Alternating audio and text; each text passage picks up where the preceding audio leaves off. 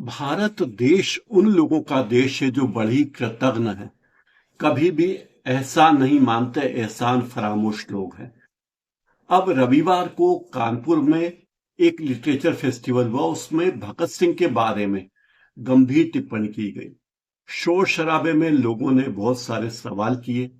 मुख्य वक्ता इतिहासकार अपर्णा वैदिक थी और मंच पर उनका इंटरव्यू किया जा रहा था।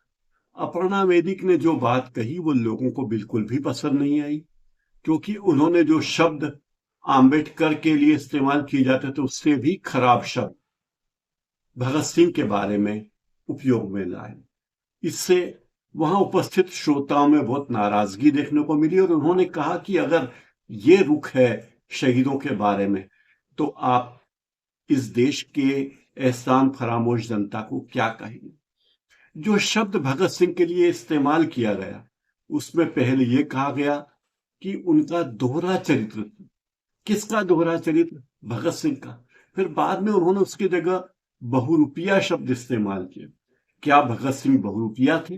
क्या उनका दोहरा चरित्र था? इस तरह की बेतुकी बातें अब की जा रही हैं, जब नेहरू को डिफेम किया जा रहा है, आम्बेडकर को डिफेम किया जा रहा है, गांधी जी को डिफेम किया जा रहा है और अब भगत सिंह का नंबर लगा है। भगत सिंह को कहा गया था कि उनके बारे में अपर्णा ने कहा कि भगत सिंह आराम तलबी थे। वे होटलों के मैनेजरों से सेटिंग करके खाना खाते थे, चार्ली चैपलिन की फिल्में देखते थे, अच्छे कपड़े पहनते थे। तो क्या अच्छे कपड़े पहनना कोई गुनाह है? अपर्णा ने कहा कि अनशन के दौरान उनका वजन बढ़ गया। वे जरूर छुप कर कुछ खाते पीते होंगे। भाई, जब काला पानी की सजा पाने वाले सावरकर का वजन बढ़ा, इस पर तो अपर्णा ने कुछ नहीं कहा। उस पर भी वो अपनी राय व्यक्त करती कि आखिर काला पानी जैसी यातनादायी सजा पाने वाले व्यक्ति का वजन कैसे बढ़ गया। जाहिर है इस पूरे मामले में इस चर्चा की सूत्रधार अपर्णा वैदिक अपनी एक किताब का प्रमोशन करती हुई नजर आई। उनकी किताब का नाम है रिवोल्यूशनरी ट्रायल, यानी आप ट्रायल करना चाहते हैं क्रांतिकारियों का। उनका दावा है कि उन्होंने पाकिस्तान जाकर भगत सिंह के बारे में लाहौर की जेल में बहुत सारी जानकारियां वहां की आर्काइव से इकट्ठा की और फिर उन्होंने ये किताब लिखी। लेकिन सवाल यह है कि भगत सिंह के बारे में इस तरह के सवाल करने की जरूरत अचानक क्यों आ पड़ी, जिस व्यक्ति ने अपनी पूरी जिंदगी देश के लिए खपा दी, अपनी जवानी देश के लिए बलिदान कर दिया, जिसका पूरा परिवार तबाह हो गया, जो इतना विद्वान था, इतना बुद्धिमान था कि किसी भी बड़े पद पर पहुंच सकता था, वो भी कभी कहीं ना कहीं का कलेक्टर बन सकता था, लेकिन भगत सिंह ने आजादी चुनी। तो जाहिर है आजकल शहीदों को, देश के पितृपुरुषों को बदनाम करने की कोशिश की जा रही है।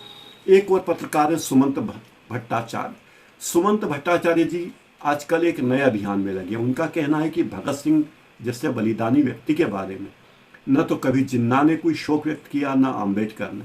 यानी जिन्ना और आम्बेडकर को वो एक तराजू में रख देना चाहते हैं। उनका कहना है कि ये लोग चाहते तो भगत सिंह की मुक्ति के लिए कोई अभियान छेड़ सकते थे, लेकिन आम्बेडकर ने कभी भी भगत सिंह को बचाने के लिए कोई काम नहीं किया। उन्होंने कहा कि एक भी दलित चिंतक ने भगत सिंह की शहादत को याद नहीं किया। उन्होंने केवल उन्हीं लोगों को याद किया जो उनके वर्ग के हैं। यानी एक ऐसा वर्ग तैयार हो रहा है जिसे देश की आज़ादी से कोई मतलब नहीं है, केवल गले मुर्दे उखाड़ना है और लोगों का ध्यान भटकाना है। देश में लोकतंत्र कहाँ जा रहा है इसकी कोई चिंता उन्हें नहीं है।